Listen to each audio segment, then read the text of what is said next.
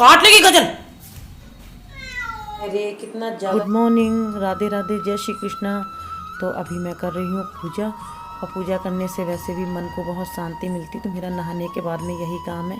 तो तब तक का मैं और काम करती हूँ, तब तक देखिए इंट्रो आप मेरा।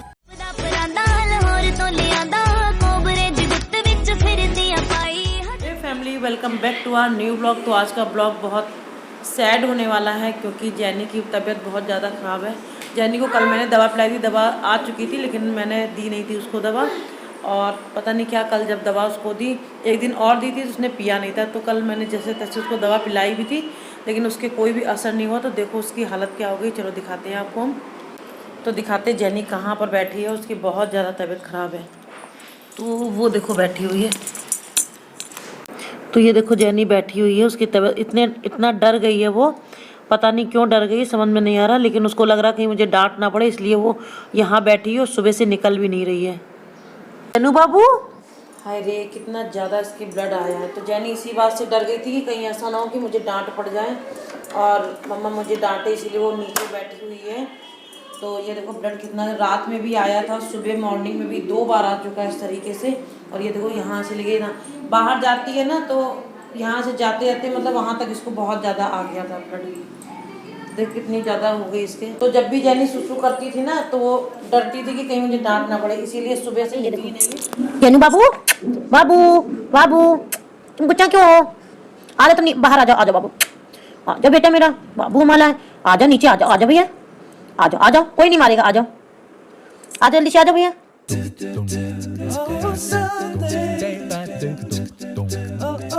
तो आपने देखा जैनी कितनी ज़्यादा परेशान है, सुबह से वहाँ से निकली भी नहीं है।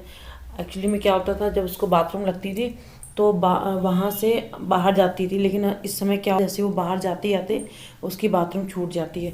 इसकी वजह से वो इतना डर गई, क्योंकि मैं डांटा करती हूँ ना कि बाहर सुसु किया करो, क्योंकि जीने तो चढ़ नहीं पाती इस समय।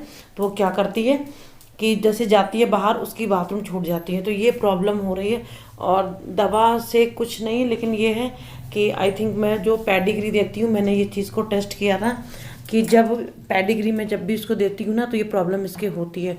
आई थिंक ये पेडिग्री से ही इसकी ब्लीडिंग आ रही है, और ये तो मैं ज़्यादा नहीं जानती हूँ, लेकिन क्योंकि पेडिग्री जो होती है वो गर्म होती है, क्योंकि बहुत वैसी चीज़ों से मतलब बनती है, और इस समय गर्मी भी चल रही है, इस वजह से शायद हो सकता है इसकी वजह से ब्लड आ रहा हो। वैसे भी जैनी की एज 8 इयर्स की है। वैसे भी ये डॉग ज़्यादा दिन तक नहीं चलते हैं, 5 इयर्स या 6 इयर्स तक ही चलते हैं। तो जब कभी सोचते हैं ना कि ये कभी दूर हम लोगों से चली जाएगी तो बहुत तकलीफ़ होती है। यही सोच सोच के हम लोगों को बहुत रोना भी आता है कई बार, और बहुत दुख होता है कि हमसे कभी जैनी दूर ही ना जाए। और गीत को तो हमारे यहाँ सबसे ज़्यादा है। वैसे तो ये गज़ल के लिए आई थी जब वो दो साल की थी, तब से जैनी हमारे घर। तो चलो दिखाते हैं, बिल्ली आई है। हटो जैनी, हट जा, काटेगी वो, काट लेगी गजल, रहने दो।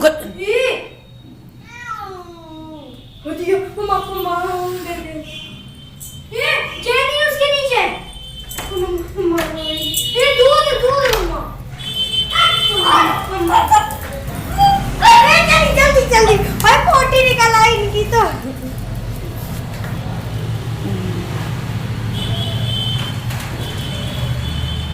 अभी आ गई थी बिल्ली, तो जैनी अभी तक भौंक रही है देखो।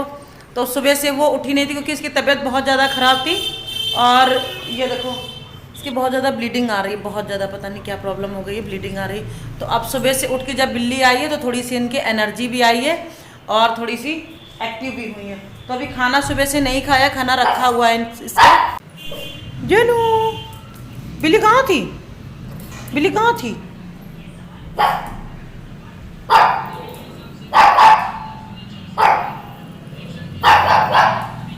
अब शाम का टाइम हो रहा है, तो गीत गज़ल की कॉपियों में लिख रही है, नाम लिख रही है, क्योंकि गज़ल को स्कूल जाना है मॉर्निंग में, तो इसलिए उसकी कॉपी वगैरह सब रेडी कर रही हूँ। गज़ल अपनी ड्रेस पहन के चेक कर रही है कि मैं कैसी लग रही हूँ। तो अब मैं आ जाती हूँ किचन में। तो किचन में बनना है खोआ। खोआ क्यों बना रही हूँ, क्योंकि अष्टमी है, तो इसके लिए गुजिया चाहिए थी। खोआ ख़त्म हो गया था, गुजिया क्योंकि वो ख़त्म भी हो गई थी, तो इसीलिए मैंने सोचा थोड़ा सा खोआ करके बना लूँगी गुजिया, क्योंकि ज़्यादा नहीं बनाएंगे, और उसके बाद में जो खोआ बचेगा उसका कुछ और दूसरा कुछ बना लूँगी। तो फिर मुझे बनानी है चने की दाल भी बना लेंगे साथ में, और शाम का रोटी, और वैसे भी थोड़ी सी रोटी बना लेंगे क्योंकि शाम को ही मुझे बसौरा बनाना है और गुजिया वगैरह सब बनानी है। तो सुबह खाना मुझे थोड़ी बनाना पड़ेगा, क्योंकि इनके पापा रोटी खाते हैं और पूड़ी वगैरह कम खाते हैं, तो इसलिए शाम को ये खाना हो जाएगा। उसके बाद में साफ ऑफ करके किचन को, फिर उसके बाद में वो वाला सुबह वाला बनाएंगे, जो पूजा का सामान होगा वो सब बना लेंगे हम। तो इसीलिए मैं क्या कर रही हूँ, इधर काम सारा सामान भी तैयारी भी हो गई है, और जब तक हमें किचन साफ़ करेंगे, क्योंकि बर्तन है, बर्तन सबसे ज़्यादा किचन में फैलते हैं।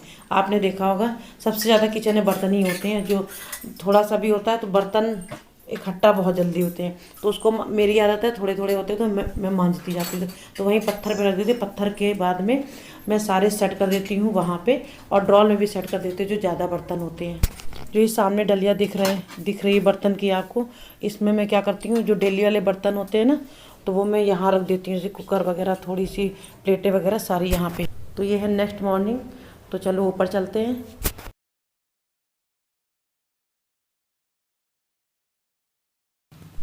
तो हम आ गए हैं ऊपर, और देखो सामने पड़ी है चारपाई।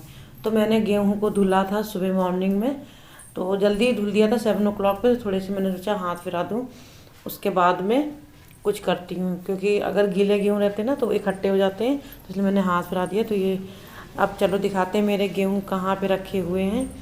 तो ये है ड्रम, यहाँ पे मैंने भर के रख दिया। जैसे गांव से गेहूँ वगैरह जो आता है ना, वो मैं यहाँ पे रख देती हूँ। तो अब भी जब मैं जा रही हूँ सबसे लास्ट वाले कमरे में, जो किनारे पे देखो ऊपर से सामान, कबूतर वगैरह बहुत ज़्यादा है, तो ऊपर से ये हल्की चीज़ें होती हैं ना, वो गिर जाती हैं बार बार, तो इसलिए मुझे ऊपर रखनी है। तो अब फिर से मैं जा रही हूँ नीचे।